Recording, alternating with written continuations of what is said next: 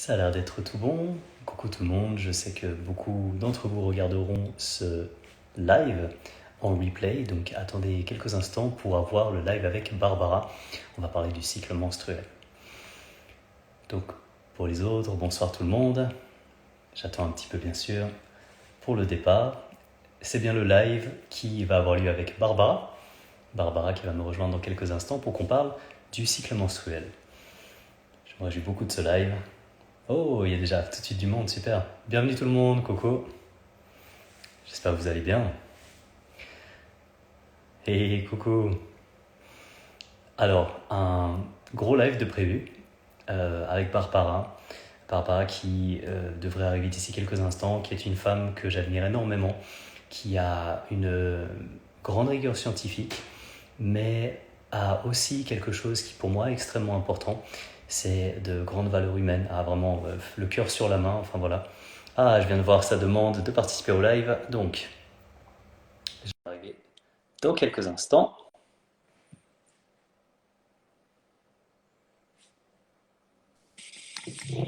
Hey, coucou, Coucou, ça ça va? va? Ouais, super. Tu me vois bien ou pas? Alors, je te Attends, je vois recule. peut-être, sinon c'est pas mal. Alors après, c'est toujours le truc de savoir. Moi, je mets. Alors, je te dis, j'ai un dispositif. Attention, je mets une chaise, je suis assis par terre, et du coup, j'ai la chaise qui est à peu près à la hauteur de ma tête. Du coup, je sais que ça me calme plus ou moins avec le temps. Donc, je sais que c'est pas Attends. évident de trouver le bon angle. Mais t'inquiète pas, c'est pas mal du tout. Bon, ça va, si on voit à peu près ma tête, ça va. Je pense que c'est bien là. Trop cool. Bah écoute, bienvenue. Merci d'être là. Merci d'avoir accepté. Je suis trop content. Bon, merci à toi. Pas de problème. Je sais qu'il y a déjà sûrement pas mal de personnes qui te connaissent sur mon compte. Ça te dérange comme d'habitude, les classiques, juste prendre quelques instants pour te présenter. Ouais, non, pas de souci. Donc, je suis Barbara Velpinari. Je pense que vous me connaissez sur Insta. Je suis personal trainer. J'ai été diplômée de Bayesian l'année dernière et je fais maintenant partie de l'équipe pédagogique. Je suis en master de nutrition à Londres à distance. Voilà, je fais des coachings en ligne. Et bon, petite précision quand même, à la base, j'étais orthophoniste et je travaillais beaucoup dans le champ du handicap. Voilà.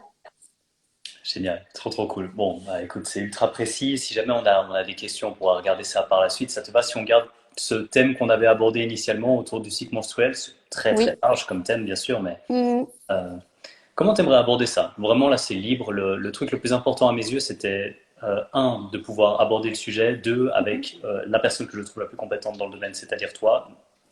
T'inquiète, voilà, c'est fait. Maintenant que c'est là, comment tu veux aborder ça? Parce qu'on pourra parler après de peut-être aussi la raison pour laquelle tu mm. as tout particulièrement investi du temps ces derniers temps pour toutes les recherches que tu fais maintenant, parce que on étudie toujours en fonction de ce qui nous intéresse, plein de choses, mais là, tu as un énorme rush, on va dire, au niveau de tout ce que tu as pu mettre en Ouais. place de ce côté-là.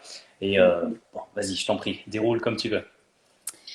Je vais peut-être expliquer en fait comment j'en suis venue à m'intéresser à ces sujets-là. Ouais. Tout simplement, j'ai fait de l'anorexie. Quand j'ai commencé à me former avec Bayesian, ben, j'en ai appris plus sur les hormones et c'est une période où j'avais pas retrouvé mes cycles alors que j'avais un poids normal. Et enfin, les médecins me disaient pas forcément ce qui n'allait pas ou pourquoi je les avais plus et pourquoi ça revenait pas alors que j'avais un poids normal. Et puis ensuite, donc j'ai fait la NMA avec toi. J'ai été coachée par toi. Et j'ai commencé à lire Repeat au début. Euh, l'ouvrage c'est Nutrition for Women que j'ai commencé, enfin que j'ai lu il y a un peu plus d'un an du coup. Et donc j'ai vraiment creusé pour moi pour savoir ce qui n'allait pas. J'ai retrouvé mes cycles et j'ai reçu de plus en plus de questions à ce sujet et j'ai aussi coaché des jeunes femmes qui avaient perdu leurs règles. Et c'est comme ça que, en coachant et en cherchant pour moi d'abord et en coachant pour elles, j'ai creusé et je me suis rendu compte en fait que on n'était pas du tout informé sur l'importance d'avoir des cycles réguliers, stables et un équilibre hormonal qui soit le plus, le meilleur possible. Voilà. Et aujourd'hui, je crée cet accompagnement parce que je reçois trop de demandes et que c'est tellement individuel que je pense que c'est à chacune vraiment de trouver ce qui lui correspond et ce qui lui pose problème aujourd'hui pour retrouver ses cycles. Mais je t'avoue quand même que je suis assez inquiète de voir que on n'a aucune connaissance sur ce à quoi servent nos hormones sexuelles en fait, parce que elles ne nous servent absolument pas qu'à procréer et c'est dramatique d'avoir des médecins qui disent à des jeunes femmes, ben si vous n'avez pas vos règles, ce n'est pas grave si vous voulez pas d'enfant pour l'instant. En fait, si, c'est très grave. Bon, plusieurs points extrêmement importants ici. Si tu veux bien, j'en relève quelques-uns. Et puis, si tu n'es pas d'accord avec ma synthèse, tu n'hésites pas à rebondir, mais c'est en tout cas des choses qui m'ont marqué là. La première chose, c'est qu'on rentre dans un domaine assez particulier qui est celui où actuellement, il y a plusieurs démarches classiques qui Mm. peuvent nous amener face à un mur. Ça peut être la démarche médicale classique, ça peut être la démarche où on va sur Internet et puis on cherche les cycles les plus fréquentés, ça peut être plein de choses, mais dans l'idée, ça me semble très facile de tomber face à un mur, même dans une démarche où on met toutes nos bonnes intentions. Et peut-être avec cette première réflexion, on tombe sur une problématique qui est de comprendre ce qu'on fait avec notre propre santé et qu'est-ce que représente cette santé aussi. Ça, c'est aussi relativement compliqué, mais ça peut être simplifié sans trop de soucis, je pense aussi. Et donc, comment est-ce que on s'entoure des bonnes personnes? Comment est-ce que on avance? Et puis finalement, à quel moment on comprend que euh, notre santé nous appartient. Moi, j'aime bien dire qu'on est le héros principal de notre santé. J'avais dit un truc un peu nul, mais on peut être un super héros, on peut être oui, oui, c'est pas tout à fait le même héros. Bref, l'idée c'est d'être quand même un vrai héros de notre santé, donc acteur principal, mais acteur principal qui plaisante pas, quoi, qui s'occupe vraiment bien de lui et qui est prêt à s'investir dans sa propre santé. Parce que bon, si on n'est pas prêt à le faire, finalement personne ne le fera pour nous-mêmes. Et tout Mm. ce qui peut arriver finalement, à moins d'une chance extraordinaire, concrètement, c'est petit à petit la santé qui se dégrade au fil du temps. Donc il y a ça qui est général, et puis il y a le côté cycle menstruel, le côté, et là c'est moi c'est uniquement personnel, j'assume totalement ce que je vais dire moi, je ressens le monde scientifique et ou le monde médical comme étant très facilement macho, voire même misogyne, je sais pas, un mélange des deux. Ça dépend comment est-ce qu'on voit ça. C'est un ressenti que j'ai personnellement. Je dis ça en tant qu'homme parce que peut-être c'est plus facile de dire ça en tant qu'homme sans voilà, se faire clasher direct et puis je sais pas, tout à coup je me ferai insulter comme féministe ou autre. J'ai vraiment l'impression que très souvent on tombe dans des sortes de bon bah mesdames vous êtes des hommes mais en petit ou en plus léger et puis bon, bah, finalement si vous n'avez pas votre cycle et que vous vous plaignez pas et que vous voulez pas d'enfant bah next on passe à l'étape suivante. Enfin bon voilà. Quand on tombe avec ce genre de raisonnement, euh, on est complètement à côté de la réalité. En tout cas, dans ce que je Mm. comprends. Je pense que c'est ce que tu comprends également. Et voilà, il y a cette problématique de base. Et ensuite, il y a un autre truc extrêmement important que tu as mentionné ici, qui est quelque chose qui me tient particulièrement à cœur, c'est le côté individualisé, l'approche, parce que il y a les paramètres physiologiques, mais il y a aussi comment est-ce qu'on Mm. suit quelqu'un. Et tu as un côté très spécial pour quelqu'un d'aussi avancé dans le domaine scientifique, je dirais, c'est ce côté volonté de bien faire avec une personne, avec des échanges à valeur humaine. Et ça court pas les rues. Bon, voilà. Donc il y a tous ces trucs-là que j'aimerais aborder plus ou moins avec des axes qui te vont, toi. Comment tu aimerais aborder ça? En tout cas, c'est des points qui, moi, me tiennent à cœur. Ensuite, voilà, quoi, l'idée, c'est que tu puisses en parler davantage. Mais vas-y, moi je répondrai au mieux.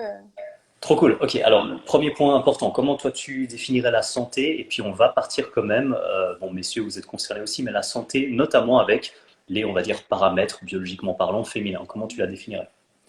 Bon, je vais pas te sortir la définition de l'OMS, La tienne, ta définition, un truc qui mais ne pas.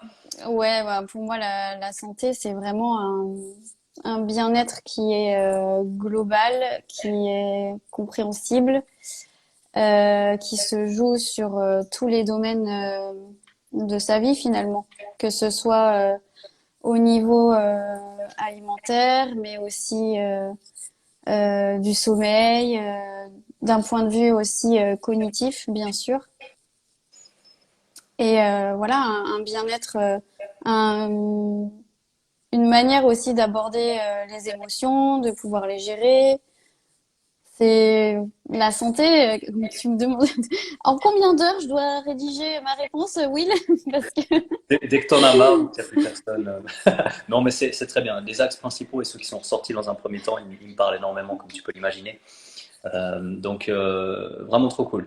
En partant de ça, si tu veux bien, en dirigeant un petit peu plus maintenant le focus sur le cycle menstruel notamment, oui. euh, tu peux faire des allers-retours par exemple avec un équivalent masculin à un instant. Je sais pas, bon, voilà, l'andropause est quand même bien moins fréquente et puis c'est quelque chose qui, enfin, disons, si ça arrive quand même bien plus tard et puis on va dire dans des conditions particulières, c'est tout à fait possible de ne pas en avoir du tout en tant qu'homme. Donc on va dire que globalement, un homme, dès le moment qu'il est vivant et pas très franchement en mauvaise santé, il va être fertile pour ainsi dire.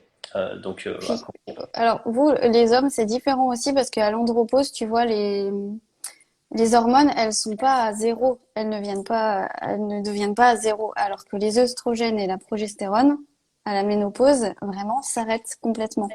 Enfin, super, les œstrogènes, l'œstradiol et la progestérone. Parce qu'il y a plus d'ovulation. Voilà. Alors super. que, voilà, chez l'homme, c'est quand même un processus qui est différent. Parfait, bah, merci pour cette première précision. Du coup, pour la santé, on pourrait dire que pour un homme, même si le processus est différent, finalement, la fertilité ferait partie de la santé et ce serait relativement facile de résumer ça comme ça ou t'aimerais rajouter quelque chose avant qu'on passe Ah peut-être. ben bien sûr que la fertilité fait partie intégrante de la santé et d'avoir des niveaux hormonaux qui soient cohérents avec son activité physique et son activité quotidienne.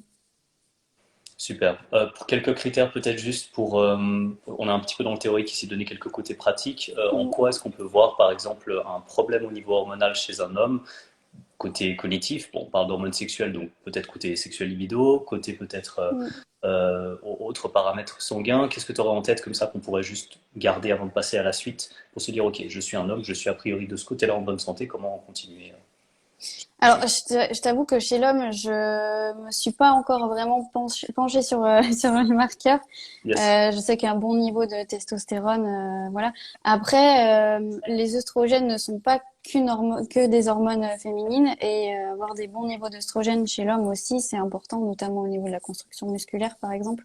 Ok, Donc, savoir si on s'entraîne et qu'on a des bonnes performances physiques, par exemple, à côté d'une bonne libido, c'est ok. déjà bien.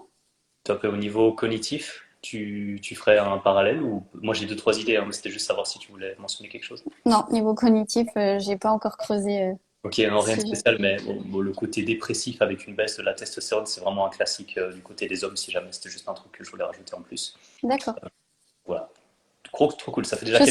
saurai. Ouais, non, ben, euh, c'est vrai qu'on imagine quand même assez difficilement quelqu'un qui a un taux de testostérone relativement élevé tomber tout à coup dans une dépression ou quelque chose. Après, la dépression, c'est un sujet extrêmement large parce qu'il faut toujours regarder ça avec plein d'autres choses. Mais disons que c'est une des choses qui peut sortir chez un homme dépressif si en plus du coup ça vient avec bon, bah, ce qu'on a mentionné, hein, diminution de la libido, problème de récupération, problème de masse musculaire, ce genre de choses. Ça peut venir quand même assez vite. Mais voilà, c'était quelques critères comme ça qu'on pouvait garder en tête, peut-être mentionner ici, avant de passer peut-être un peu plus exclusivement quand même aux femmes. Alors, côté cycle menstruel Ouais. féminin, côté peut-être signe, peut-être... on va parler de solutions, mais comment détecter qu'il y a quelque chose qui ne va pas, finalement, peut-être, comme début de question. Alors en fait, c'est vrai que les troubles du cycle, si tu veux, c'est assez récent, je trouve, dans la littérature. On s'intéresse vraiment à un espèce de continuum qu'il y a dans les troubles du cycle, sachant que l'aménorrhée, c'est vraiment le trouble le plus sévère. Mais en fait, il y a des troubles qui sont, alors on les dit subcliniques, mais subcliniques parce que on les voit pas forcément, on s'en rend pas forcément compte, mais ils sont quand même détectables. Ok, Donc sur le continuum, si tu veux, de sévérité des troubles, tu as d'abord une phase lutéale qui peut être déficiente. Donc ouais, ça, c'est une phase lutéale qui est inférieure à 10 jours, par exemple. ça peut vouloir dire que la production de la progestérone, elle n'est pas assez importante. Enfin, en tout cas, elle n'est pas assez satisfaisante et du coup, ben, les règles se déclenchent avant. Voilà, je vous invite à lire peut-être mon article sur les neurostéroïdes, mais la progestérone, c'est juste une hormone qui est protectrice de plein de choses dans votre organisme et notamment de votre système nerveux central, sachant que c'est une hormone qui participe quand même à la formation de la gaine de myéline. Donc, la gaine de myéline, c'est ce qui entoure les axones entre les neurones et qui permet le passage de la transmission du message nerveux. Donc la progestérone, elle a quand même été liée à la récupération post-AVC, des choses comme ça. Donc c'est pas anodin d'avoir des niveaux de progestérone bas de manière prolongée, je pense, tout au long de sa vie. Enfin, tout au long de sa vie. En tout cas, à des périodes prolongées de sa vie. Donc il y a ça, il y a la phase lutéale déficiente. Ok. Ensuite, on en vient à l'anovulation. Donc là, il y a pas d'ovulation. Donc forcément, ben, s'il n'y a pas d'ovulation, il n'y a pas de progestérone. Parce que, enfin, ou un niveau très faible, quoi. Parce que la progestérone, elle est sécrétée à partir du corps jaune. Le corps jaune, c'est ce qui reste, c'est l'amas de cellules qui reste après l'ovulation. Voilà. Et donc la novulation, tu peux quand même la détecter parce que normalement à l'ovulation, la température, elle augmente légèrement. Ouais. Et puis tu as aussi des signes cliniques au niveau des glaires cervicales. Et bah, pour ça, je sais que Nature Joyeuse, elle est très au fait là-dessus. Donc si vous voulez consulter, si vous voulez consulter son compte, vous en saurez plus sur l'ovulation. Donc la phase lutéale déficiente, ensuite l'anovulation, et ensuite on en vient à l'oligoménorrhée. Donc l'oligoménorrhée, c'est des cycles qui sont irréguliers, donc qui durent entre 35, il me semble, et 90 jours. Donc en fait, les cycles s'allongent et on a de moins en moins, on n'a pas assez de cycles. Voilà. Et alors l'oligoménorrhée, elle est liée au SPOC, au syndrome des ovaires polykystiques. Ça peut déclencher de l'oligoménorrhée, mais il peut y avoir une oligoménorrhée si on est déjà en phase de passer à une aménorrhée. Ok. Ça peut être une étape juste avant l'aménorrhée. Tu dirais que c'est moins grave la plupart du temps ou c'est un énorme raccourci que je viens de faire? Euh, Ça dépend je pense que ça dépend de la situation et ça dépend si la femme est porteuse d'un SPOC, ça peut quand même être assez grave parce que ben malheureusement le SPOC s'accompagne d'une comorbidité qui tourne autour de la résistance à l'insuline, de syndrome métabolique, etc. Même si c'est pas le cas chez tout le monde. Donc ça reste quand même en tout cas, dans la littérature, c'est décrit comme un trouble qui est sévère. Ok. Déjà, voilà, du cycle. Et l'aménorrhée, c'est un trouble qui est grave. Ok. Bon, bah, ça me semble déjà être une base bien solide. Je sais que certaines personnes sont tout à fait capables de suivre notre contenu avec le jargon et ce genre de choses. Je vais résumer peut-être Mhm. pour celles qui sont un petit peu moins. Enfin, il y a quelques termes que tu as mentionnés, c'est très bien, mais qui ont peut-être perdu deux, trois personnes. Donc, il y a le côté, on peut éventuellement avoir carrément une anovulation, le fait de ne pas avoir de règles du tout, avoir des règles un petit peu plus longues. Et puis, pour la novulation, c'est quelque chose qui peut être vérifié notamment avec une variation de température. Je crois qu'on était à 0,3-0,5 degrés de différence, si je ne dis pas de bêtises de mémoire, à ce moment-là du cycle. Donc c'est quelque chose qui peut se vérifier relativement facilement. Et puis, ça, c'est le côté, on va dire, le plus proche du cycle menstruel. Qu'est-ce que tu pourrais dire qu'on peut croiser comme données? Je pense à des choses que j'ai mentionnées assez souvent, cheveux, ongles, température, ce genre de Mhm. choses, au sens un peu plus général. Pour ce genre de pathologie, est-ce qu'il y a un lien? Est-ce qu'il n'y en a aucun? Est-ce que la progestérone, dont l'idée que je me fais, en tout cas à ma compréhension Mhm. actuelle de la progestérone, elle a vraiment cet effet lié à la thermorégulation notamment, au métabolisme, probablement au fait de pouvoir manger des quantités, on va dire, normales, sans prise de poids démesurée, avec Mhm. une très faible quantité d'énergie à disposition. Est-ce que Tu peux établir des liens assez forts là-dessus, un petit peu, Oui. partiellement, c'est que des spéculations, c'est à travers tes coachings. Comment est-ce que tu fais peut-être d'autres liens? Alors, il y a plusieurs Ça choses fait qui me beaucoup. viennent en tête. Ouais. Donc, je vais essayer d'être assez synthétique, mais vous me dites si jamais il y a des choses qui sont un peu, qui sont trop, que je pars trop en Je vais live. essayer de regarder les questions et comme ça je te laisse dérouler tranquillement. Je te Ouais. dirai. Donc, bah, évidemment que avoir des hormones enfin, des taux hormonaux et de stradiol et de progestérone, c'est important. Euh, alors, ce qu'on voit surtout chez les femmes qui ont des troubles du cycle et de l'aménorrhée, c'est forcément ben, une diminution du métabolisme. Et ça, j'en parle beaucoup, beaucoup, beaucoup. Je suis dessus sur le site. Je détaillerai tout, mais effectivement, il y a une diminution du métabolisme parce que l'organisme n'a pas assez de d'énergie, n'a pas assez de comment dire. Ouais, l'organisme n'a pas assez de ressources pour garder une fonction de reproduction satisfaisante.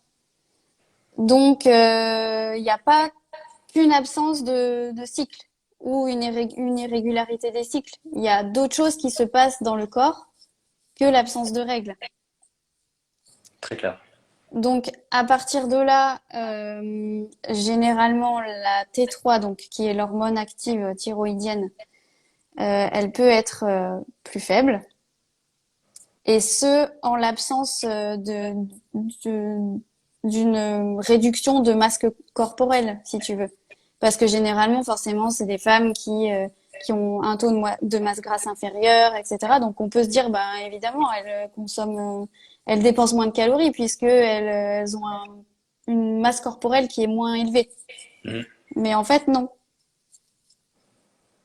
Donc, il y a effectivement un côté atteinte du métabolisme. Et si tu veux, l'hypoœstrogénie va quand même avoir des effets assez néfastes, notamment sur la santé osseuse, mais aussi sur la santé cardiaque. Donc, je suis en train d'écrire justement mon post dessus.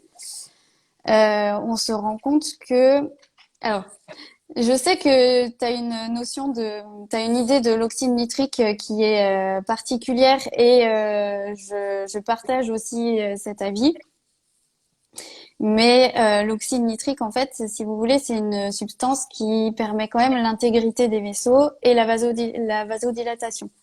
Sauf que l'oxyde nitrique est synthétisé grâce aux œstrogènes en partie. Et les œstrogènes permettent aussi leur biodisponibilité.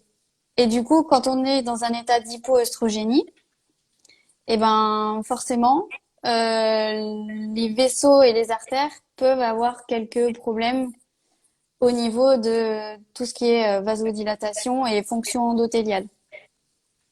Donc là, je suis en train de me pencher dessus justement pour en parler un peu plus. Donc finalement, tu vois, une hypoœstrogénie comme une hyperoestrogénie, ben en fait les deux ne sont pas viables et ne sont pas santé. Même si je sais qu'il y a beaucoup de femmes qui souffrent plutôt d'une hyperoestrogénie, et ben dans le cas de l'aménorrhée ou des troubles du cycle, pardon, ben, une hypoœstrogénie, c'est problématique aussi. Et bien sûr que la progestérone, voilà, elle est liée, comme je disais, à tout ce qui est santé nerveuse aussi. Au niveau du métabolisme, je pense que sans rentrer trop dans les détails de manière peut-être trop détaillée, Ouais. est-ce que tu as des questions? Non, Est-ce alors, que c'était compréhensible déjà ce que j'ai dit? excuse-moi parce que je me suis dit, est-ce que je me lance dans quelque chose qui, c'est moi, t'appuies sur le bouton métabolisme et je suis tout de suite en train de me dire, non, oui, calme-toi, il faut pas trop parler. Parce que Ouais. j'imagine justement toutes ces interactions et puis comment tu expliques la chose ici par rapport à cette première étape. S'il y a quelque chose qui ne va pas au niveau du cycle, c'est que potentiellement quelque chose ne va pas ailleurs aussi parce que c'est censé être une priorité Mm. à entretenir pour justement un équilibre qui concerne la totalité de l'organisme. Parce que ces hormones n'ont pas un impact uniquement de manière localisée pour voilà, l'entretien du cycle menstruel, et puis voilà, on n'en parle plus et c'est réglé. Et à partir de là, il y a ces choses qui sont moins souvent abordées, et c'était plus pour te proposer une piste que tu peux décider d'aborder ou non, mais avec ce côté que tu connais aussi, mais qui est moins détaillé, le côté prolifération et différenciation Mm. avec les oestrogènes et puis la progestérone, on rentre dans un paradigme qui est un petit peu différent, qui est celui qui essaye de prendre en compte la manière dont on entretient nos réserves d'énergie. Et puis, Mhm. finalement, on peut très bien se sentir plein d'énergie, etc. Bon, voilà, dans une situation où on est stressé, on n'a pas assez à manger, et puis on se sent quand même bien. Mais comment est-ce qu'on apporte de l'énergie au détriment de quoi? Comment ça se passe? Comment les choses s'entretiennent? Et puis du coup, effectivement, dans ce type de situations qui sont quand même relativement fréquentes, on va mettre ça dans un label situation stressante, pas dans le sens systématiquement négatif, mais quelque chose de délicat au niveau des demandes de la situation par rapport aux ressources qu'on peut mobiliser à ce moment-là avec notre Mhm. organisme, et tout ça, pour simplifier. Et là, les oestrogènes peuvent avoir un effet, entre guillemets, systématiquement bénéfique sur le papier si on est stressé. Et du coup, si tu vas de l'autre côté, tu te dis comment est-ce que tu entretiens cette manière de produire de l'énergie un petit peu différemment. Puis là, il y a tout le paradigme repeat que tu connais exactement aussi. Et puis, je ne savais pas si c'était un moment pour aborder ça ou autre, mais dans l'idée que quelqu'un qui a un métabolisme qui a peut-être un peu plus de peine à on va dire, ressourcer l'organisme, refaire les réserves d'ATP pour être clair, assez facilement et puis avec le moins de compromis potentiellement négatifs sur le long terme. Quelqu'un qui n'a pas de souci de ce côté-là va avoir plus de peine à prendre du poids avec un mode de vie sain, alors que quelqu'un qui, sur la durée, va accumuler des oestrogènes, va peut-être passer par des systèmes qui, sur la durée, vont empiéter sur, ça c'est pour reprendre les Tomolitolude, Mhm. le transport des électrons et le côté toxique au niveau de la mitochondrie des oestrogènes. Donc il y a cette espèce d'équilibre et selon où est-ce qu'on va, selon le niveau de controverse peut-être qu'on veut aborder, peut-être selon le niveau de rigueur scientifique en fonction du paradigme aussi, ça devient plus compliqué de suggérer peut-être même que les oestrogènes, avec les effets bénéfiques qu'on peut avoir à relativement court terme, c'est toujours une forme de jeu un petit peu dangereux qui doit être équilibré par la progestérone. Ou cette théorie qui existe aussi que les femmes peut-être vivent plus longtemps aussi par cet équilibre qu'elles ont de manière cyclique grâce à la progestérone pour quelque part annuler les éventuels effets délétères des oestrogènes. Et donc cet équilibre Mhm. fait partie d'elles-mêmes déjà de base et peut-être qu'elles sont aussi plus résistantes grâce à ça. Je ne sais pas si tu voulais aborder un petit peu ça ou si je passais juste Oui, complètement à côté. oui, on peut simplement, il faut quand même garder à l'esprit que quand tu as des troubles du cycle et que si tu es en hypoœstrogénie, c'est que tu vraiment pas assez d'œstrogène, tu vois. Et Ouais, si t'as pas assez d'œstrogène, t'as pas le pic de LH ouais, et t'as pas l'ovulation. Et ouais. donc t'as pas de progestérone non plus. Parfait. Ok, c'était Donc ça. il faut quand même, tu vois, je suis fan des travaux de Tomo, tu le sais. Et puis voilà, je suis tout à fait consciente des effets des œstrogènes qui peuvent être plutôt délétères. Et voilà, du côté du stress, du cycle des hormones du stress, etc. Et prolifération. Alors sachant que c'est pas tous les œstrogènes, tous les types d'œstrogènes qui ont une affinité en fait aux récepteurs de prolifération des tissus. Ouais. Voilà. Mais en fait, du coup, il faut vraiment être dans la balance, quoi. Mais quand on est en aménorrhée ou qu'on est dans l'irrégularité des cycles, c'est qu'il y a quand même un souci et c'est pas forcément une hyperœstrogénie qui pose problème. Après, effectivement, quand on a retrouvé des cycles, etc., je pense que oui, il faut faire attention à garder un équilibre progestérone-œstrogène qui soit largement satisfaisant pour bénéficier des bienfaits de la progestérone. Et souvent, malheureusement, on a un déséquilibre en faveur des œstrogènes par rapport à la progestérone. De manière vraiment, là, c'est pas du tout scientifique ce que je vais dire, mais moi simplement, je pense que du coup, c'est certainement que la progestérone, comme elle est produite par le corps jaune et que elle est certainement plus fragile que les œstrogènes qui sont produites par la testostérone via l'aromatase et qui sont produits aussi par le tissu adipeux, alors que la progestérone, elle est vraiment synthétisée à partir du corps jaune. Bon, il me semble qu'il y a une partie qui est synthétisée dans les adrénales, mais je suis pas... Voilà, je pense que la progestérone, c'est vraiment une hormone qui est plus fragile et on tend au déséquilibre en faveur des œstrogènes parce que on est aussi entouré de pollution, etc., de choses qui encouragent vraiment à un environnement à dominance œstrogénique. Voilà. Mais juste pour revenir aux troubles du cycle, tu vois, il faut des oestrogènes, il en faut quand même pour éviter les catastrophes. Magnifique. Ok, non, ça me semble bien précis. Donc, dans ce qu'on a pu aborder déjà, on a pu parler du cycle, on a pu parler de trois choses qu'on pouvait détecter comme étant problématiques. Dans ce qu'on peut mettre en place, alors c'est compliqué, mais on est déjà une demi-heure. Je sais que ça passe toujours relativement vite. Moi, j'ai Mm. largement d'une heure s'il faut. C'est pas pour dire qu'il faut commencer déjà à stresser ou à accélérer un petit peu, mais pour garder une forme de structure. Je pense que c'est quand même intéressant d'aborder déjà quelques solutions. On a quelques petites questions, là notamment des personnes qui nous disent voilà, deux, trois soucis. Est-ce qu'on peut parler plus de SOPK? Mm. Est-ce que c'est possible de décaler la ménopause ou elle est déjà programmée pour tout le monde? Ça, on peut y répondre maintenant ou après, mais c'est juste pour rassurer si jamais les personnes qui posent des questions, on peut bien sûr y répondre. Tu aimerais faire une mini pause réponse, vu qu'il y en a trois quatre, et après on reprend sur quelque chose, par exemple quelques solutions. On Ouais, fait les solutions maintenant, on prend tout après pour les réponses. comme tu veux. Tu peux prendre quelques questions. Volontiers, alors on va faire ça. Est-ce que ça te va de commencer par la question peut-on retarder la ménopause ou est-elle programmée pour chacune? Alors ça, c'est une bonne question. Je... Alors, il y aurait un nombre de follicules qui est programmé.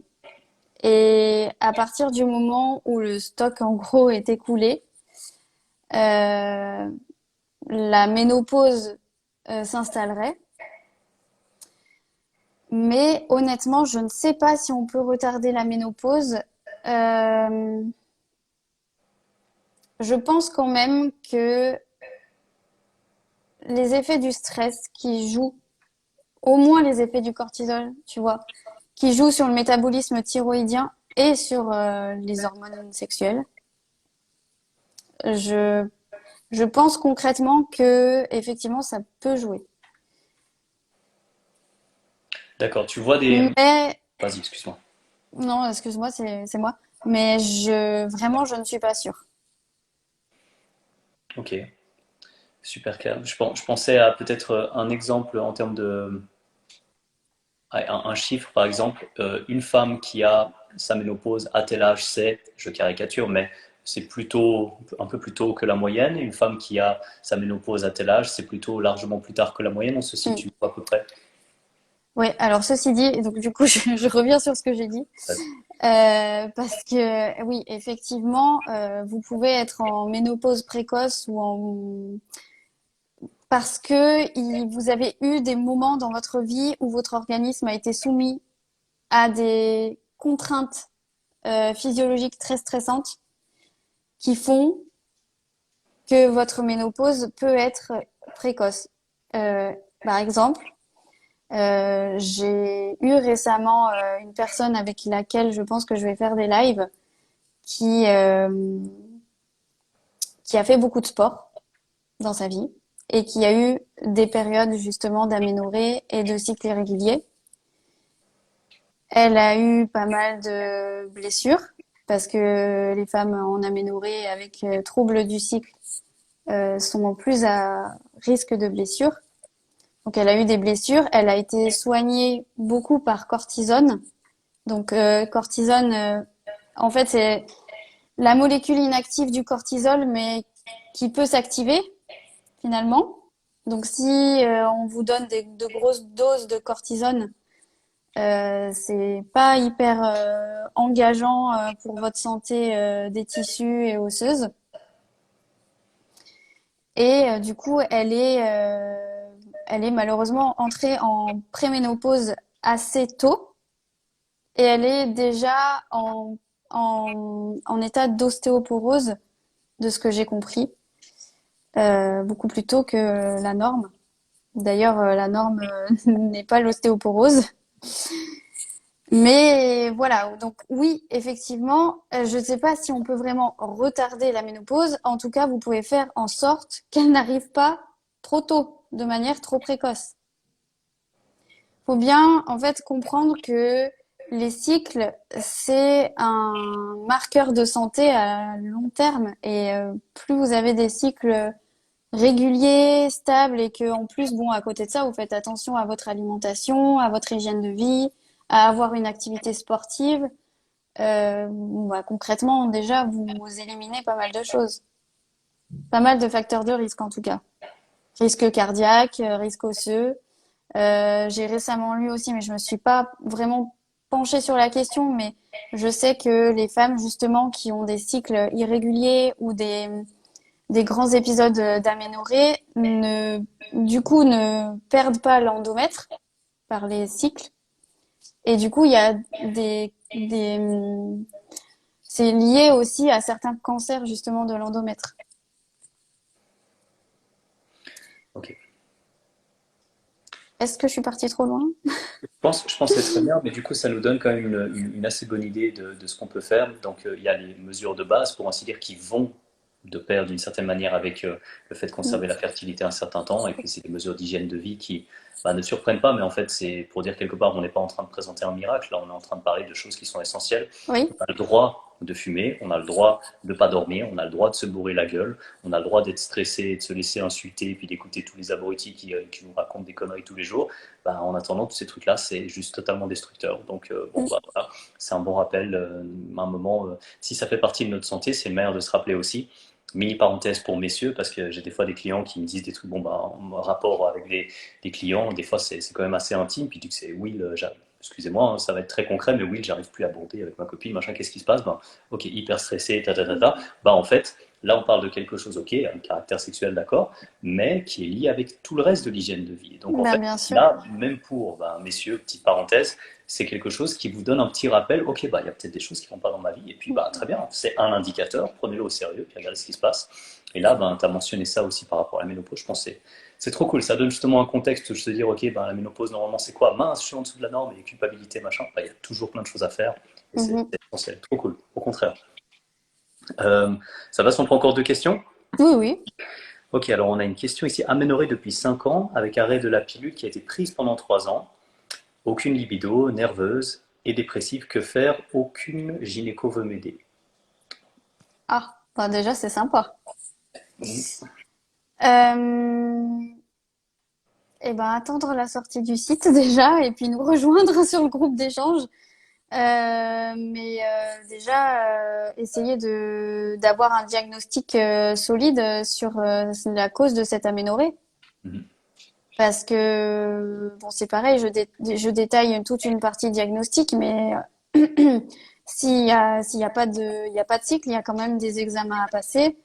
Et bon, bah, notamment, ça peut être échographie, examen sanguin, ça peut aussi être scanner IRM, parce que pardon, l'origine quand même de nos cycles, c'est cérébral.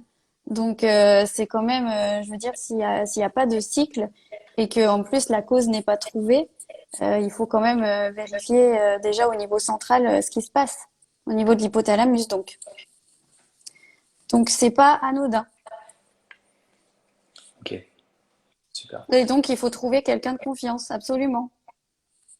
Magnifique, c'est ce que j'allais proposer si jamais tu venais pas forcément là-dessus, c'est que il existe avec les pistes, et là on parle de pistes, enfin en tout cas personnellement je parle de pistes, on va dire classiques, conventionnelles, ça veut pas du tout Mm. dire que il n'existe pas différents professionnels liés à la santé, mais là même dans le côté médical conventionnel, à nouveau c'est quelque chose que j'ai tendance à rappeler souvent, mais je pense que c'est important parce que je rentre facilement dans la controverse aussi, mais peut-être aussi parce que je suis bien ancré dans ce monde avec un père médecin, professeur ordinaire, donc pas juste un gars qui vient d'avoir son diplôme et qui insulte tout le monde, quelqu'un qui voilà, a quand même un peu de corps de métier et puis qui est aussi responsable du centre antituberculeux de Genève. Donc on parle de quelqu'un avec des responsabilités bien ancrées dans ce monde et autres. Et je respecte énormément son travail. Et je ne suis pas en train de dire que la seule chose à faire, c'est le corps médical. Mais je ne suis pas non plus en train de dire que la seule chose à faire, c'est d'éviter les médecins. Là, c'est cet équilibre entre les deux, parce qu'il y a des cons partout. Et il y a des cons chez les médecins aussi, pour être très clair. Il y a des gens extrêmement compétents là-dedans aussi, mais ne pas avoir quelqu'un de confiance à qui on peut, avec qui on peut vraiment travailler pour aller plus loin. J'ai vu, d'ailleurs, c'est tout con parce que c'était un post Instagram, mais c'était un post Instagram d'un médecin, je ne vais pas mentionner, qui disait quelque chose de tout simple. Une fois que la personne a, par exemple, la première partie du diagnostic, puis on lui dit, vous n'avez rien, du Mm. coup, on va, enfin, selon ce test, vous n'avez rien, du coup, laissez-moi chercher un peu plus. Plutôt que de dire, vous n'avez rien, ça doit votre tête dégager d'ici, quoi. Et ce simple truc, genre, ok, on va chercher un peu plus. C'est pas juste, vous avez forcément quelque chose, et puis voilà, mais c'est en tout cas laisser la possibilité de l'exploration. Ça me semble être un minimum, en tout cas d'un point de vue humain. Après, bon, il existe des personnes qui se trouvent des choses et c'est juste dans leur tête, et voilà, ça existe aussi, hein, faut pas déconner. Je pense qu'il y a vraiment des personnes qui s'inventent Oui. des soucis, et puis des fois même consciemment, enfin bref. Un autre sujet, on laisse ça tomber, mais je pense que c'est un point extrêmement important. Trouver des personnels, des personnes dans le corps médical ou non, mais voilà, Bah oui, parce que il y en a. Donc voilà, simplement. voilà, moi j'ai été très bien entourée. Alors oui, j'ai eu de la chance du coup, mais oui, j'ai été bien entourée au début. Ça a été dur, mais il y a quand même des professionnels de confiance. Donc et puis là vraiment, il faut quand même avoir un diagnostic. Magnifique. Alors, peut-être encore. Non, je pense qu'on est. Ah bon, il y en a une qui semble pas mal. Je ne sais pas si du coup c'est une grande question, mais est-il important du coup d'organiser une programmation d'entraînement selon les cycles menstruels pour une femme? Alors bah, ça dépend. C'est possible, oui, notamment par rapport à profiter un petit peu de la phase folliculaire pour se sentir Wonder Woman, comme elle disait Léa. Et oui, c'est possible. Organiser aussi peut-être son alimentation. On en a parlé un petit peu dans le podcast qu'on va sortir avec Ilenia.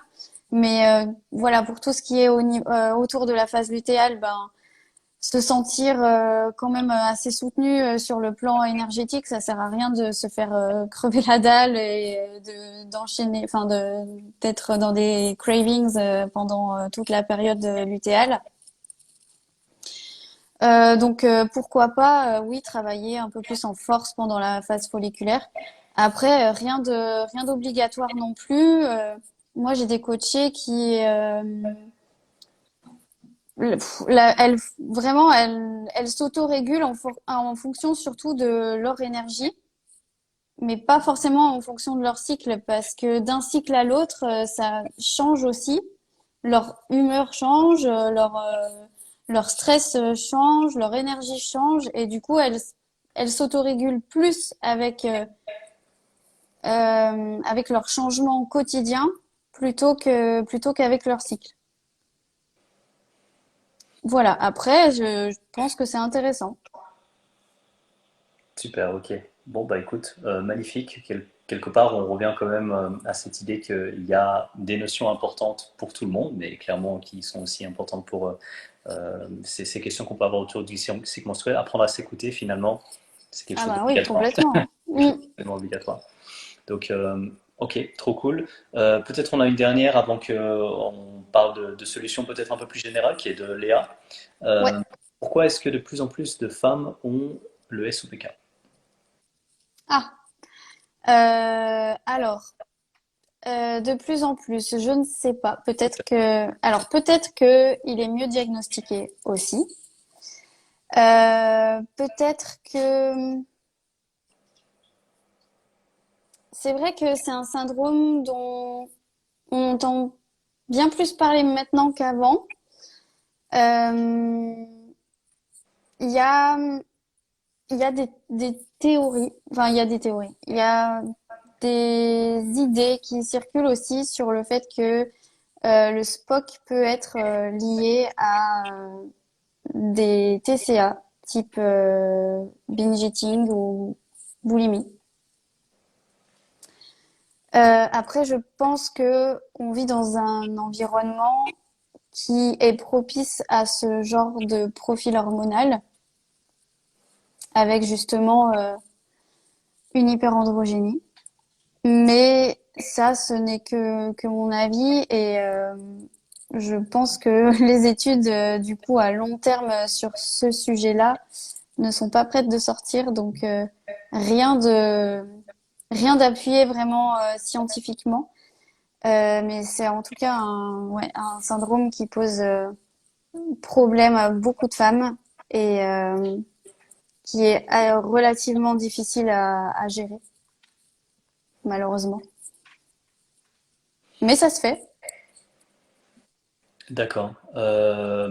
Quand tu dis ça se fait, c'est-à-dire que je vais caricaturer un peu, hein. Tu as quelqu'un qui arrive avec une problématique, on va dire un cas général dans le sens pas trop surprenant de SOPK ou SPOK, je ne sais pas quelle est l'abréviation, parce que tu as dit SPOC, c'est la vrai que c'est la première fois que. Syndrome des ovaires polykystiques, du coup. Ouais, généralement, je dis PCOS, mais Ah oui, sinon voilà. SPOC en français. Ouais, ouais, ok.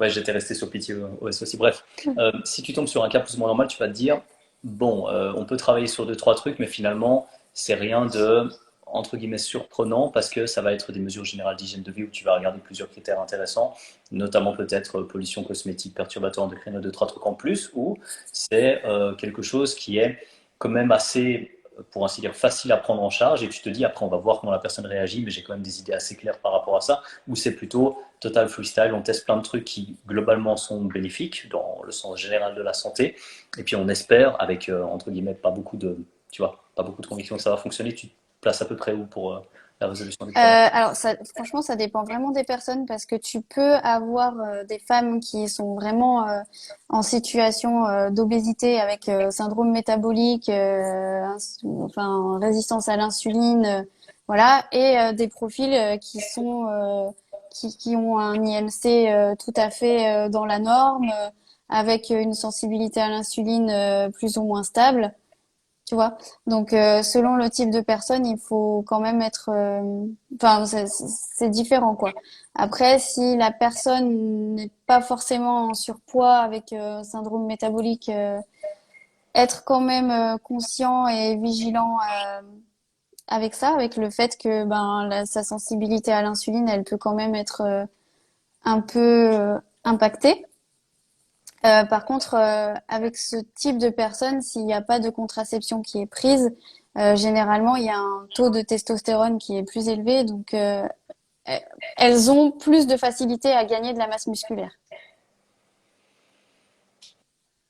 D'accord, ok. Bon, écoute, super. C'était, on est déjà pas mal pour les questions là. Est-ce que si ça te va de viser environ 1 heure, peut-être 1 h 15, si on déborde un petit peu, aborder quelques solutions, pas dans le sens uniquement pas avoir de cycle, je caricature, mais l'idée n'est pas de Mm. dire pas avoir de cycle est un problème pour tout le monde à n'importe quel moment et ça peut jamais arriver, vous n'avez pas votre cycle, c'est bon, à partir du moment, c'est le moment de paniquer, du coup la solution c'est ça. Rien à voir dans la manière de présenter les choses, mais plutôt de te dire, ok, si tu arrives à donner un ou deux exemples que tu vois quand même très fréquemment, j'en ai un en tête, mais peut-être que ce ne sera pas celui-là que tu devras choisir, une femme qui s'entraîne énormément, qui a qui a des exigences à la Mm. fois physique, mais à la fois peut-être du côté visuel, je sais pas, gymnastique rythmique, bon Mm. niveau, avec en plus des juges qui évaluent la performance, et c'est vrai que le physique est aussi pris en compte, donc grosse pression, etc. Et du coup, pas de cycle, problème type fracture, etc. et tout. Euh, ça pourrait être un cas, en tout cas, qui moi m'intéresserait beaucoup, une solution ou des considérations. Et puis un autre cas, je dirais, plus typique, genre on comprend pas trop pourquoi, mais voilà, on a ça, et puis typiquement c'est aussi lié avec ça, ça, ça. Et puis voilà ce qui peut Mm. dans ce cas-là améliorer. Tu vois, un truc genre des exemples quand même un peu concrets, parce que finalement si on donne que des exemples généraux, on parle de rien du tout. Et donc si finalement on arrive à trouver quelques personnes comme ça dont on peut parler avec deux, trois solutions, je pense que ça peut être assez encourageant pour la suite. Mm. Alors, je pense que l'exemple auquel tu fais référence, c'est effectivement la triade de l'athlète chez la femme. Qui a été décrite du coup au début des années 2000 et c'est effectivement à partir de là qu'on a commencé à s'intéresser au phénomène d'aménorrhée parce que la plupart des femmes en aménorrhée c'était des femmes sportives qui étaient dans la restriction alimentaire et notamment dans les domaines des sports esthétiques. Donc tout ce qui était danse, enfin tout ce qui est, parce que c'est toujours le cas, danse, gymnastique, course à pied aussi, parce que elles veulent être légères. Euh, du coup, c'est aujourd'hui la triade de l'athlète, elle devient Alors, la triade de l'athlète, en fait, il faut savoir que c'est un syndrome qui comprend trois pôles, donc des troubles du cycle, une disponibilité en énergie déficiente. Donc, quand on parle de disponibilité en énergie, on parle de fuel à l'intérieur de son corps qui nous permet de fonctionner. Donc, d'énergie vitale, d'énergie nutritionnelle, de stock énergétique. Donc, les troubles du cycle, la déficience en énergie et l'ostéoporose. Puisque l'ostéoporose, c'est une conséquence de l'aménorrhée à long terme.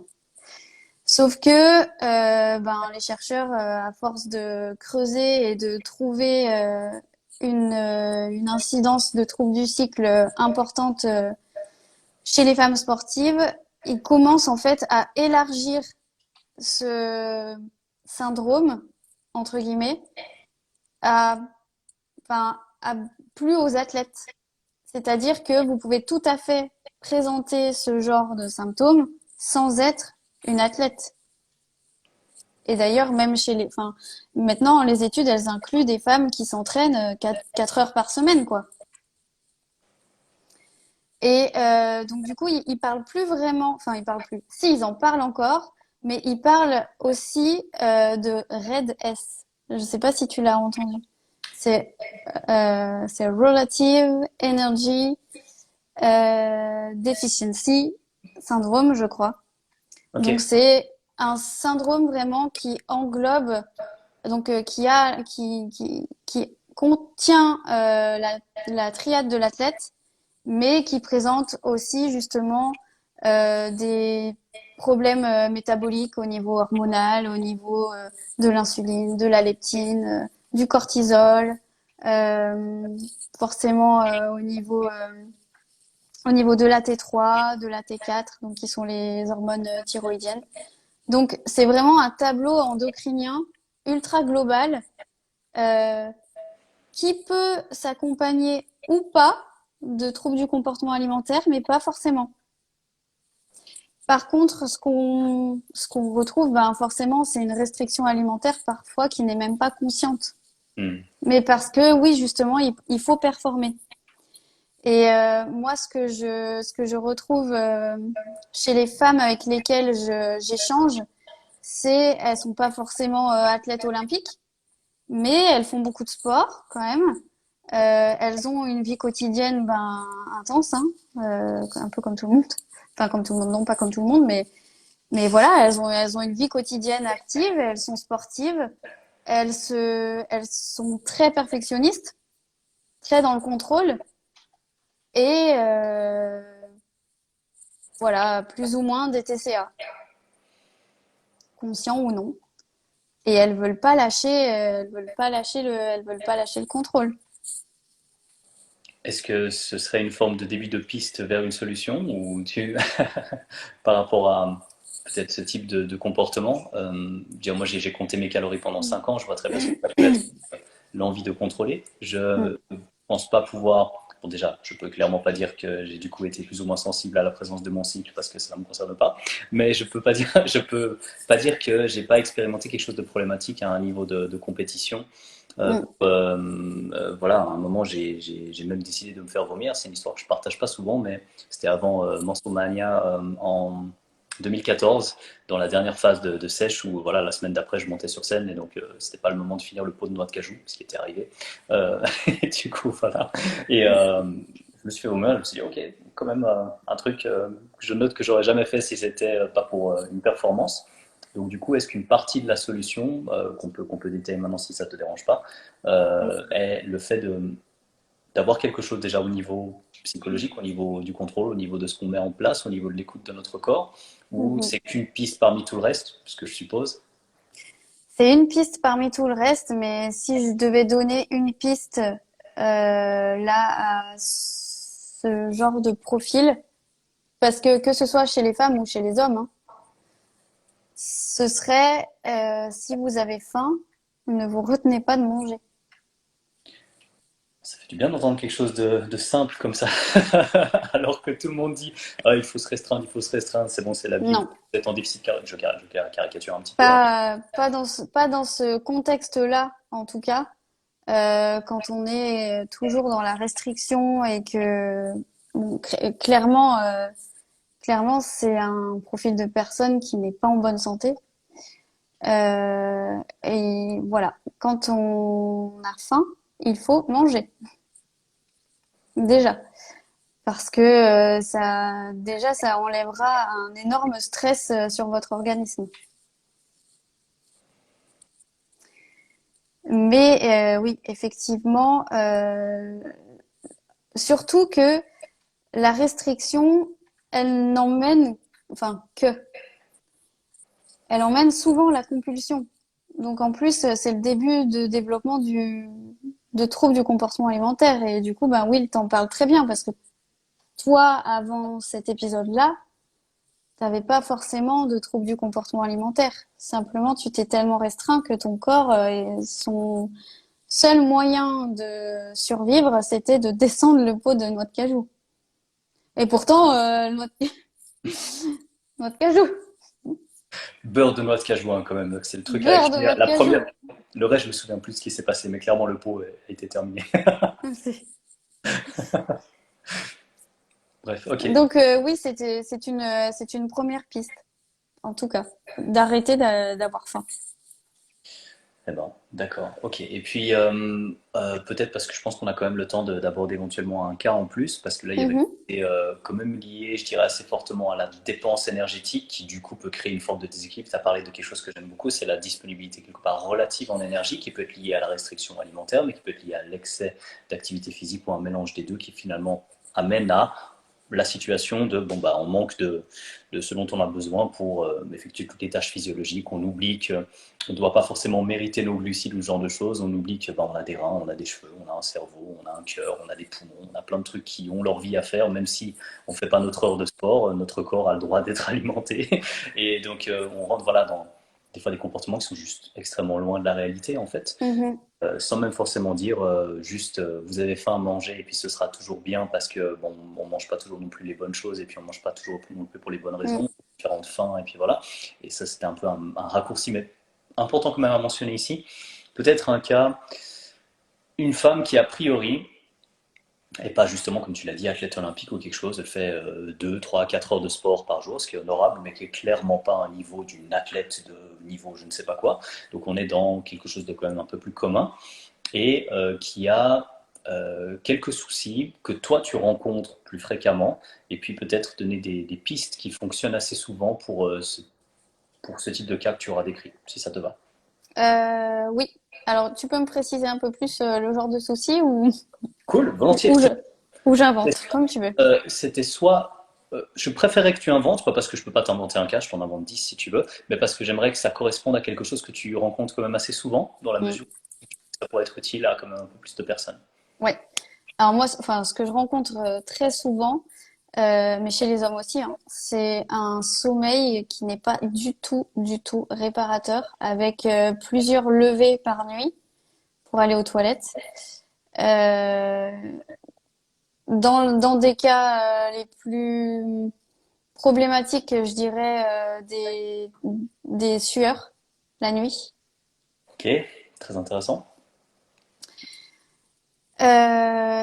Ça, clairement, d'expérience, à chaque fois que les personnes ont réintroduit plus de glucides, ça a été vraiment salvateur de leur sommeil.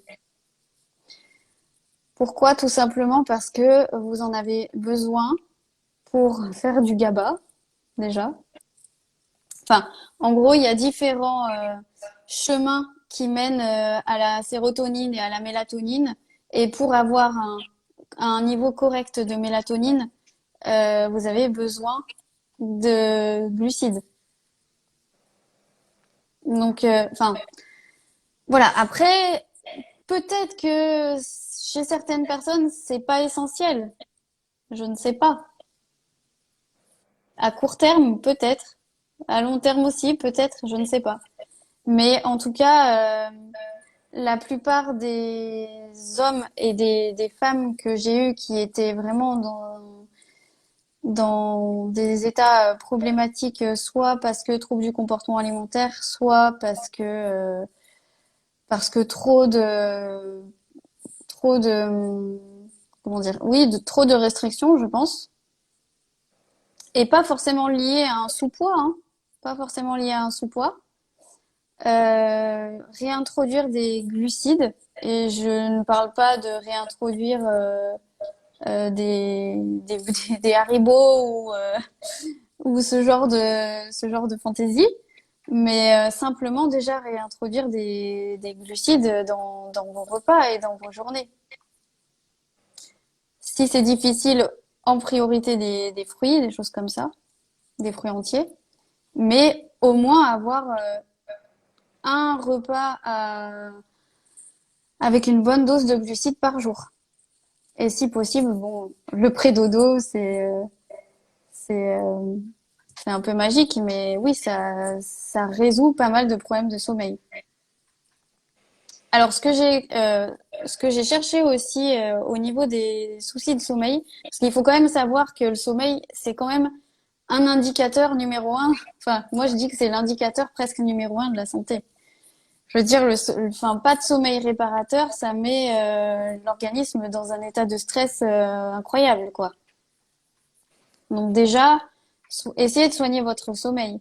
Mais j'ai pas mal. Alors, le module sur le stress dans le site de l'Aménorrhée contiendra pas mal de recherches sur la réponse au cortisol le matin, la réponse au réveil. Parce que votre cortisol, il a un rythme circadien et il est censé être élevé le matin et diminuer graduellement. Voilà, il est un peu le cortisol, c'est un peu le soleil et la mélatonine, c'est un peu la lune. Et du coup, ce qui est intéressant aussi, c'est vraiment de s'exposer à la lumière du jour dès que vous ouvrez les yeux. Voilà, pas vraiment d'écran le matin, mais la lumière du soleil, c'est encore mieux. Mais en tout cas, la lumière du jour dès que vous ouvrez les yeux.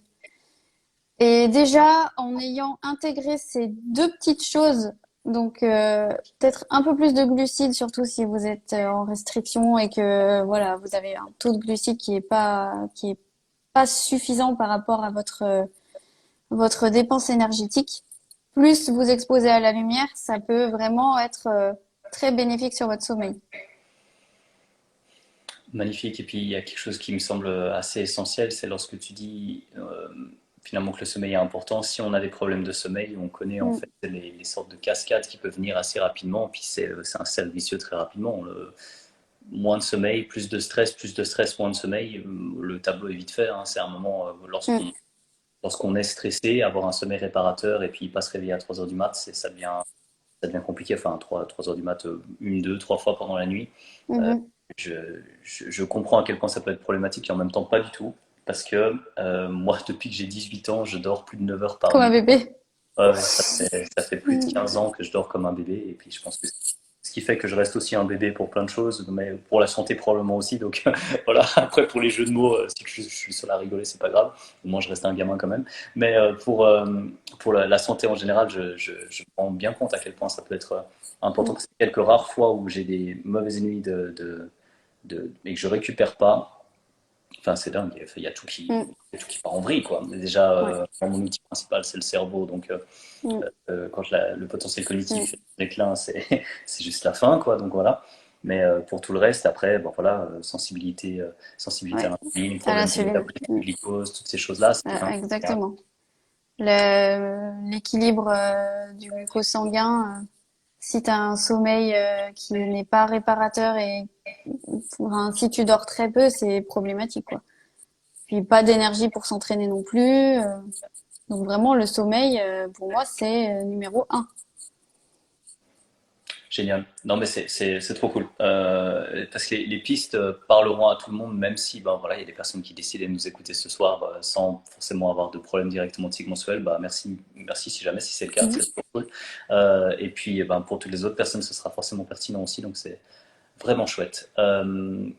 J'ai un truc que je voulais te demander, parce que c'était prévu de toute façon dès le départ, est-ce que tu Mhm. peux me donner plus de détails sur finalement tout ce que tu as pu collecter en ce moment et au final vers quoi ça va aboutir? Je sais que tu vas sortir donc quelque chose prochainement. Si tu arrives à nous donner des détails sur peut-être le timing, est-ce que c'est prêt demain matin? Est-ce que c'est prêt, est-ce que c'est prêt à l'année prochaine? Est-ce que c'est Mhm. le mois prochain? Est-ce qu'il vaut mieux pas attendre comme ça on te stresse pas et puis voilà, et puis c'est toi qui nous tiens au courant de toute façon et puis bien sûr je le reverrai moi. Je t'en prie, qu'est-ce que tu nous prépares? Ok. Alors déjà, je suis super impatiente, mais vraiment.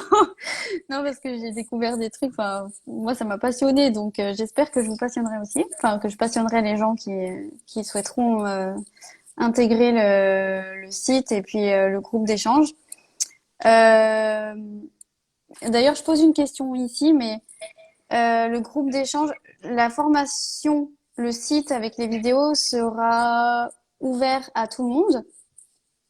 Mais je pense que je vais garder quand même le groupe d'échange uniquement féminin.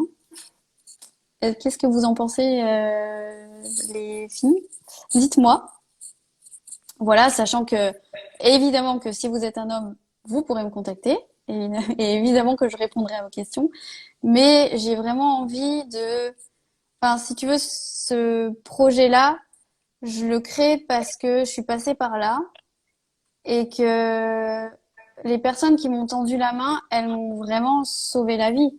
Et je sais qu'il y a des femmes qui se sentent très seules et j'ai vraiment envie que ce soit un cocon pour elles et de les accompagner sur quelque chose qui les mène vers ce pourquoi elles veulent retrouver leurs règles. Et alors, de manière plus formelle, alors il y aura plusieurs modules. Donc le premier module, ce sera sur le diagnostic et toutes les conséquences sur la santé, plus quelques données sur les contraceptifs, etc. Voilà. Euh, le deuxième et le troisième module, je ne sais pas encore dans quel ordre je vais les proposer, mais il y a un module donc sur le stress et la perte des cycles et un module sur les hormones de régulation de l'appétit. Parce qu'autant vous dire, alors peut-être que vous en avez conscience ou pas, mais c'est le why complet, hein. Quand on est en aménorrhée, voilà. Généralement, c'est très compliqué, l'appétit. Ensuite, il y aura un module métabolisme et disponibilité en énergie, qui est le plus lourd, je crois. Donc, où je détaillerai tout ce qui se passe au niveau du métabolisme. Évidemment, ce que les recherches disent. Voilà, et peut-être, non pas peut-être, mais calcul des apports énergétiques, etc. Je proposerai plusieurs formules de calcul parce que visiblement, enfin, il y a quand même des ajustements à faire quand on n'a pas ces cycles. On n'a pas un métabolisme enfin, on a un métabolisme un peu particulier quand même. Et ensuite, il y aura un module micronutriments et voilà, quels sont les micronutriments auxquels faire attention. Bon, bien sûr, il y aura une partie macronutriments parce qu'évidemment que les macronutriments ont un impact sur les hormones. Et au niveau micronutriments, il y aura pas mal de conseils déjà pour la santé osseuse, cardiaque, etc. Et puis, micronutriments un peu... ce sera, je pense, plus personnalisé peut-être plus subjectif par rapport aux autres modules. Les autres modules s'appuient vraiment sur ce qui ressort dans la science et je veux qu'elles trouvent en fait qu'est-ce qui leur correspond dans tous ces facteurs, dans tout ce tableau hyper complexe qu'est l'aménorrhée et les troubles du cycle, enfin que sont l'aménorrhée et les troubles du cycle, et se dire ok ça me parle, ça peut-être un peu moins. Peut-être qu'il y aura des choses qui ne parleront pas et d'autres qui parleront. mais je veux vraiment que elles-mêmes trouvent leur propre clé pour se dire, OK, là, je dois retrouver mes cycles. Qu'est-ce qui se passe? Qu'est-ce qu'on me dit qui se passe? Et qu'est-ce que je peux faire? Voilà, avec le soutien du groupe. Est-ce que j'oublie quelque chose? J'ai fini de monter enfin, j'ai fini. Les PowerPoints sont quasiment tous terminés. J'ai juste à filmer. Enfin, juste à filmer. Et puis, ce sera mis sur le site. Donc, je pense que d'ici 2 semaines, ça devrait être OK pour le premier module. Waouh, ok. Bon, je savais même pas, hein, je découvre maintenant parce qu'on en a parlé un peu, mais c'est la première fois que j'entends une date précise, enfin, une estimation précise de l'arrivée de ta part, c'est trop cool. Voilà. Est-ce que j'ai été claire ou est-ce que t'as des questions? Non, non, ça me semble super clair, c'est trop cool. Donc tu as plusieurs moyens pour te suivre, ce sera sur ta story, ce sera en publication, ça c'est une newsletter où les gens devraient plutôt, c'est dans ta bio, comment est-ce qu'on retrouve ça le plus facilement possible? Alors, bah, déjà, je l'annoncerai en story, puis je ferai post. Et puis, je pense que je ferai peut-être un lien de préinscription aussi. Ouais, cool. Voilà. Pour l'instant, je me suis pas encore penchée sur l'aspect marketing, mais oui, vous serez, vous serez informés. Je sais il y a beaucoup de filles qui me soutiennent et je leur dis merci. Parce que je pense que si elles n'étaient pas là à me soutenir et à m'envoyer des messages sans arrêt pour me dire qu'elles ont tellement hâte de découvrir mon travail, je sais pas si je serais allée au bout parce que c'est quand même un projet qui prend une énorme ampleur. Je suis partie je vais faire un coaching de quelques femmes. Ah, bah, je vais quand même leur tourner quelques vidéos pour leur dire que il y a ci et ça. Ah, bon bah non, en fait, il faut vraiment que je crée un accompagnement complet et dans lequel elles pourront apprendre par elles-mêmes parce que personne ne sera magique à leur place. Personne ne va faire les efforts, eh oui, personne ne comprendra ce qu'elles vivent. Personne. Et je suis passée par là et il faut pas croire, c'est pas si rose que ça. J'ai pas retrouvé mes cycles en un claquement de doigts et on en parlera si elles le souhaitent. Parce que je compte quand même faire des lives Facebook réguliers pour répondre à leurs questions. Et c'est pas toujours rose non plus. Mais, euh, mais voilà, j'ai été, je pense, bien entourée. Et maintenant, avec toutes les connaissances que j'ai, c'est beaucoup plus simple pour moi de comprendre ce qui se passe. Juste magnifique. Ouais, bah écoute, non, ça me semble super clair. Pour juste être sûr, si jamais des personnes ont, tu sais, c'est le too long didn't read, et tu veux juste une info pour être sûr de trouver cette formation lorsqu'elle va sortir, ce sera indiqué clairement dans ta bio si par exemple dans 2 semaines on tombe Oui, dessus. oui, Oh, trop oui, cool. y a pas de souci. Ok, ok, nickel.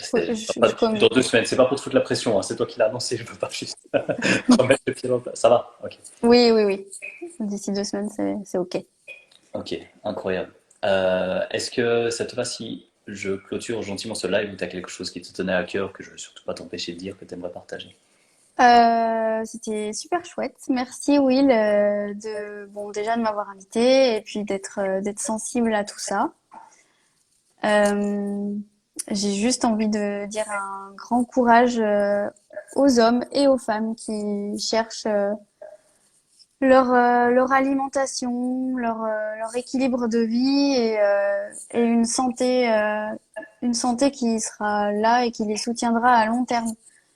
Parce que c'est cool d'être jeune et fou, mais on apprend aussi en vieillissant que c'est le corps plus tard qui va nous renvoyer des messages et sa santé c'est tout de suite qu'il faut commencer à s'en préoccuper. C'est pas à 50 ans. Et quand je lis des articles où je vois des chercheurs qui disent bah aujourd'hui ces femmes qui ont des troubles du cycle et qui ont des périodes d'aménorrhée, elles seront chez le cardiologue à 40 ans. Voilà. Donc, servons-nous de la science et de ce qu'on sait pour justement améliorer le bien-être et la santé de beaucoup de monde. Parce qu'il y a des petites choses qui peuvent être faites et qui pourtant peuvent changer énormément.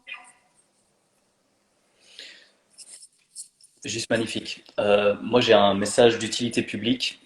S'il vous plaît, si vous arrivez à simplement aller suivre son travail, ce qu'elle fait. Barbara fait partie des personnes qui partagent des informations qui sont non seulement extrêmement pertinentes, mais qui sont partagées avec un côté humain et bienveillant qui est extrêmement rare dans ce monde. Je partage de moins en moins de choses qui ont une connotation négative, qui ont un côté rabaissant, qui ont un côté négligent, qui ont un côté peut-être même que je pourrais carrément directement qualifier d'insultant parfois. Par contre, lorsque j'en ai l'occasion, je fais en sorte, déjà moi, parce que je préfère interagir avec des personnes comme ça, je fais en sorte de pouvoir interagir avec des personnes qui justement vous tirent vers le haut. Et je pense que si vous-même vous trouvez quelque chose qui vous permet de grimper, à aucun moment vous avez besoin de rabaisser qui que ce soit. Et Barbara, je suis désolé, je te laisse de côté 2 secondes pour que je parle de toi un instant, hein, comme ça tu n'as pas besoin de te sentir gêné ou autre. Barbara fait vraiment partie des personnes qui sont vraiment capables de vous tirer vers le haut. Et donc c'est quelqu'un qui elle-même de son côté à trouver une forme d'équilibre pour justement vous aider à grimper. Donc voilà, si vous voulez vous rendre service, allez vraiment suivre son travail, allez la soutenir. Vous avez compris qu'elle était sensible aussi aux messages d'encouragement ou autre. Donc profitez, c'est un moment où il faut qu'elle nous finisse son travail incroyable qu'on se réjouisse tous de voir par la suite dans le temps. Donc voilà, ça c'est mon message d'utilité publique entre guillemets à ma petite échelle. Si vous pouvez aller la soutenir, ce serait vraiment la moindre des choses. Et je pense que surtout vous rendez service à vous-même. Et moi, ça me ferait plaisir parce que Barbara est quelqu'un d'incroyable. Voilà. Petit message. Désolé, je t'ai pas laissé le choix, j'aurais pu te prévenir, mais voilà, je préférais le dire tel quel. Et si ça te va, après ça, sauf si tu veux rajouter sur quelque chose, on peut gentiment clôturer ce live. Mais je te remercie infiniment de m'avoir rejoint ici. Je suis trop content d'avoir pu échanger avec toi. Bah, c'est aussi à moi de te dire merci, hein, parce que bah, tu le sais, mais je vais le dire devant tout le monde. Ouais, attention, quand je parle. Par... Non, mais voilà, le commencement pour moi, ça a été la NMA et puis ton coaching. Et du coup, mais j'en serais absolument pas là si je t'avais pas rencontré, je pense pas, hein, du tout, hein. Donc, euh, donc merci. Parce que tu m'as vraiment bah déjà tu m'as boosté l'année dernière, enfin l'année dernière ça fait plus d'un an et demi maintenant, le temps passe, mais tu m'as boosté et puis tu m'as aussi projeté sur la responsabilisation de ma santé et sur le fait que enfin tu m'as toujours encouragé à chercher, donc merci.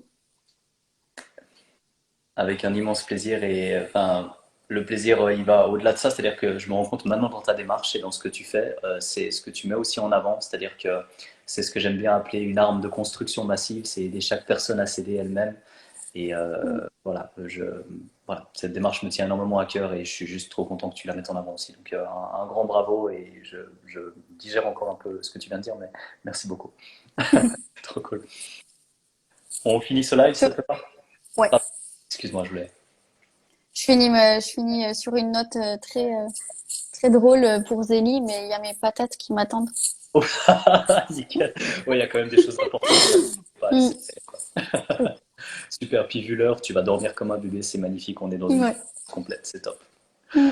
Bon, à tout le monde, ceux qui nous ont suivis jusque-là, merci pour vos derniers messages qui sont juste trop adorables à lire. Euh, donc merci Ah, pour tout. je lirai Ouais, vas-y, ce vas-y, soir. c'est vraiment trop chou. Et puis, ben, Barbara, encore un immense merci. Je laisse bien sûr ce live en IGTV. Et puis, bon, bah, les patates, allez-y, gardez la frite. Moi, je suis belge et j'assume totalement ce que je viens de dire. Et puis, bonne soirée, bonne nuit à tout le monde. Barbara, encore une dernière fois. Merci. À bientôt! Ciao, ciao!